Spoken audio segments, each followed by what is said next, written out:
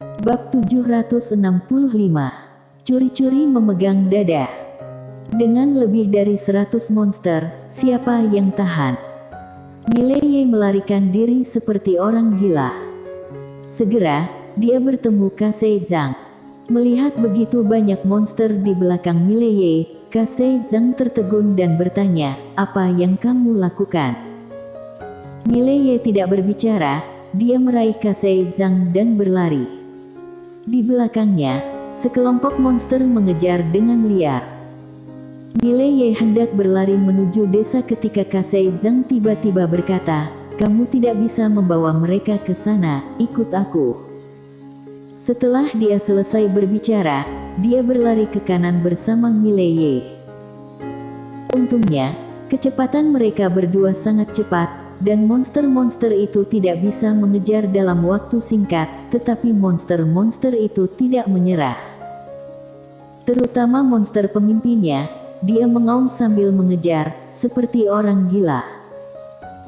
Di samping Mileye, Kasei Zhang berkata dengan sungguh-sungguh, "Monster-monster ini tidak pernah bertarung dalam kelompok, apa yang telah kamu lakukan?" Mileye menyeringai, tidak ada." Kasei Zhang menatap Mileye, "Kamu benar-benar melakukan sesuatu yang membuat monster itu marah." Mileye.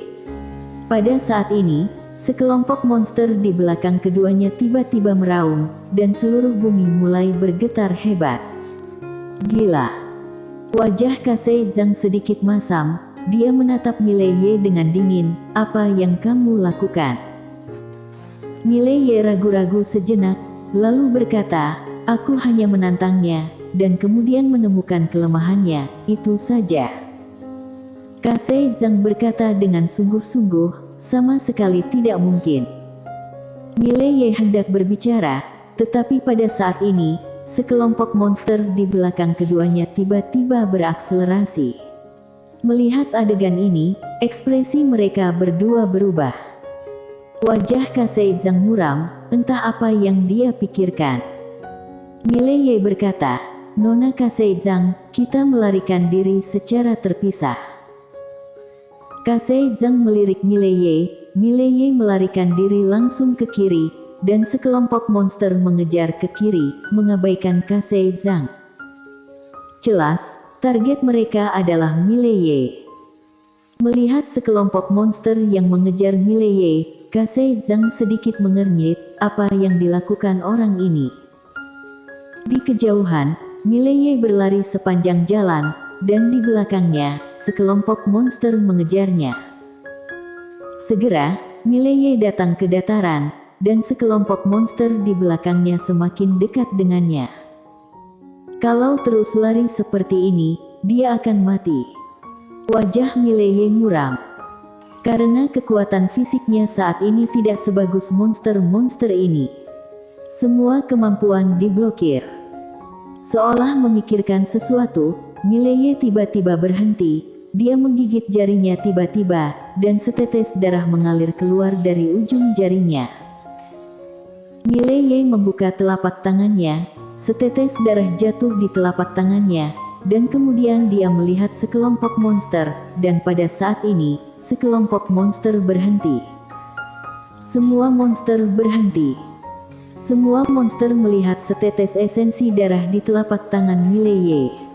Aura yang perkasa. Dalam setetes esensi darah itu, mereka mencium aura yang kuat. Melihat kelompok monster itu berhenti, Mileye menghela napas lega. Alasan mengapa dia mengeluarkan darahnya bukan karena dia ingin mengandalkan kekuatan garis darah, tetapi karena dia ingin mengandalkan aura naga sejati langit dalam darahnya. Dia menyatu dengan naga sejati langit, dan ada juga aura naga sejati langit dalam darahnya, dan binatang tingkat suci ini pasti memiliki penangkal kuat terhadap monster. Benar saja. Setelah mencium aura naga sejati langit dalam darahnya, monster-monster itu berhenti. Namun, monster yang bertarung melawannya sebelumnya masih ingin menyerang, kemarahannya membuatnya kehilangan akal. Dia hanya ingin membunuh manusia di depannya. Melihat monster itu akan bergerak, mata Mileye sedikit berkedut. Orang ini tidak gila, kan? Pada saat ini, monster itu hendak menyerang, tetapi dihentikan oleh monster di sampingnya. Melihat ini, Mileye menarik napas lega. Jika para monster ini benar-benar menyerbu, dia benar-benar tidak bisa menghadapinya sekarang. Melihat monster itu tidak bergerak, Mileye ragu-ragu, lalu mundur. Namun, begitu dia mundur, monster-monster itu mengikuti. Wajah Mileye muram, mereka masih tidak membiarkannya pergi. Namun, monster-monster itu tidak melakukan apa-apa, jelas mereka takut akan sesuatu, dan mereka mendambakan sesuatu. Melihat keinginan di mata monster-monster itu, Mileye ragu-ragu, lalu dia melenturkan jari-jarinya, dan setetes esensi darah dari ujung jarinya terbang di depan monster-monster itu. Pada saat ini, monster-monster itu langsung mendidih. Mileye berbalik dan berlari. Monster yang bertarung dengannya sebelumnya ragu-ragu apakah akan mengejar Mileye atau mengambil setetes esensi darah itu, dan akhirnya, dia memilih untuk mengejar Mileye. Di kejauhan, Mileye berlari sepanjang jalan, dan monster itu mengejar sepanjang jalan. Sekitar 1/4 jam kemudian, Mileye tiba-tiba berhenti. Dia mengambil cabang di tempat, dan ketika binatang itu melihat cabang itu, dia tanpa sadar menutupi pantatnya dengan kedua tangan. Mileye menyeringai dan hendak menembak, tetapi monster itu berbalik dan lari. Pada saat ini, dia tiba-tiba teringat bahwa sekelompok teman di belakangnya tidak mengikutinya. Melihat monster itu melarikan diri, Mileye sedikit tercengang, lalu menggelengkan kepalanya dan tersenyum. Dia juga tidak mengejarnya. Dia sanggup melawan seekor, kalau ada 2 ekor, dia tidak sanggup. Mileye melihat cabang kayu di tangannya dan menggelengkan kepalanya lagi. Pada saat ini, dia menyadari bahwa setelah dia kehilangan tubuhnya yang kuat dan pedang Aether, kekuatan tempurnya turun dengan jumlah level yang tidak diketahui. Murni. Apa itu Tao Pedang Murni? Perbaikan diri tanpa hal-hal eksternal. Pedang adalah pedang.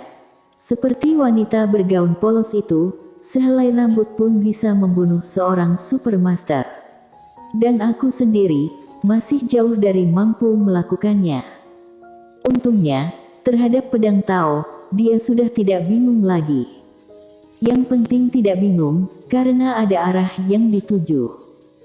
Mileye berjalan menuju kejauhan dengan cabang itu, dan pada saat ini, Kase Zhang tiba-tiba muncul di depannya.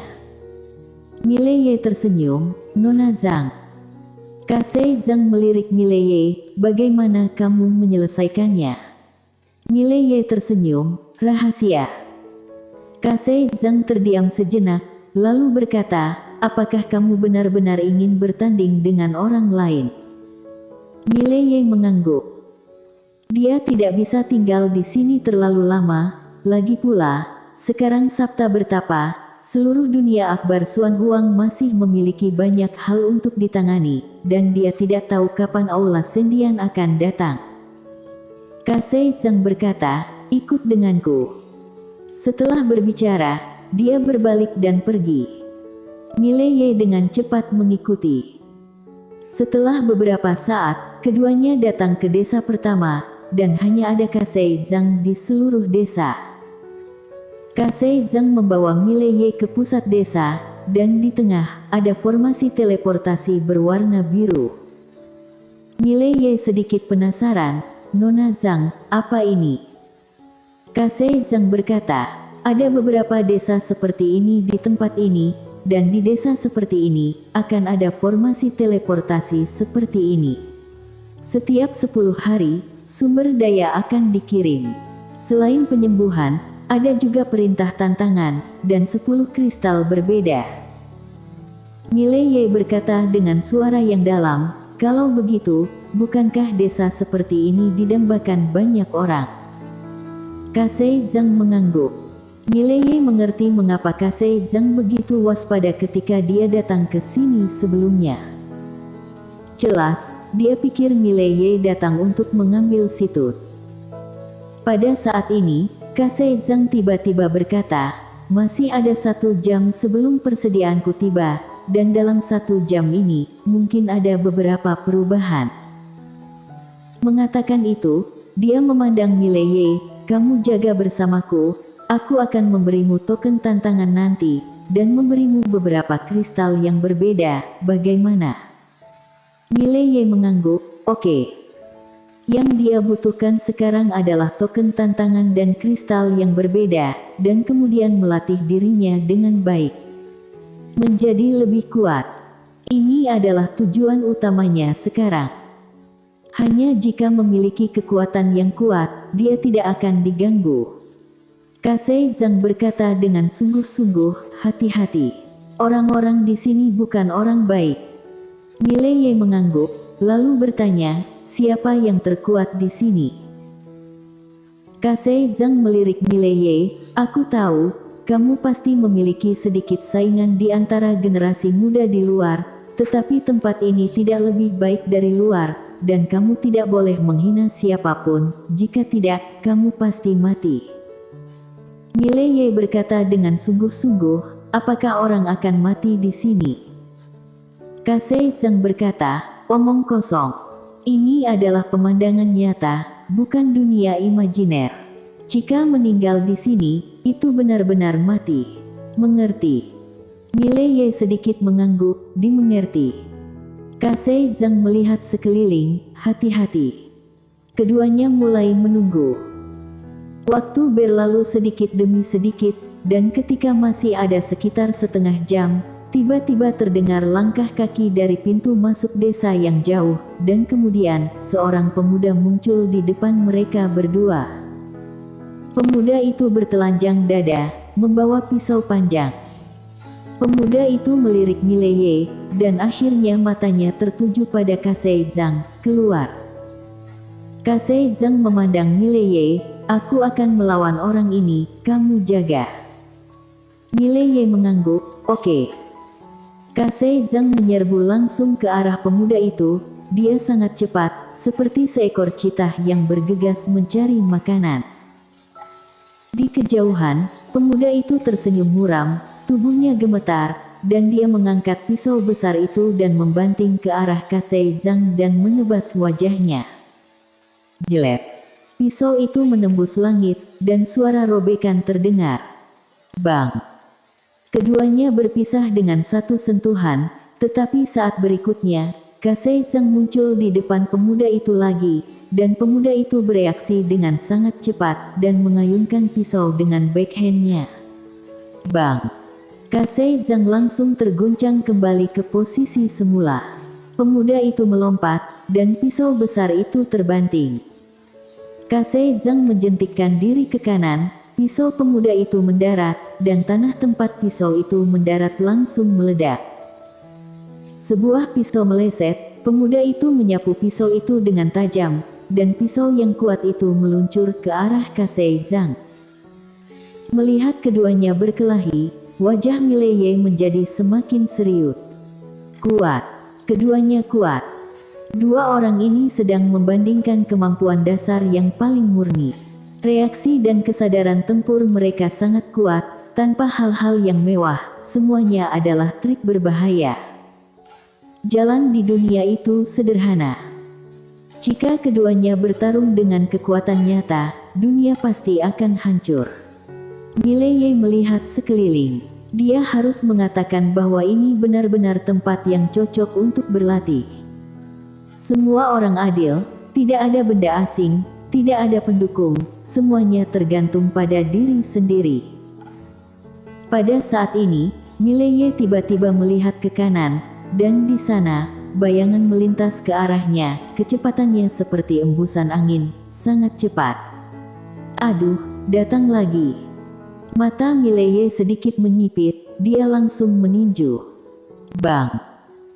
Pukulan itu menghantam ke udara, dan pada saat ini, dia merasakan sakit yang tajam di perutnya. Saat berikutnya, Sinar dingin memotong tenggorokannya, dan pada saat ini, sinar dingin itu tiba-tiba berhenti karena tangan Mileye telah curi-curi menyentuh dada orang itu. Dan ketika tangan Mileye mengenai dada orang itu, dia tercengang. Tidak ada isi. Datar. Bersambung.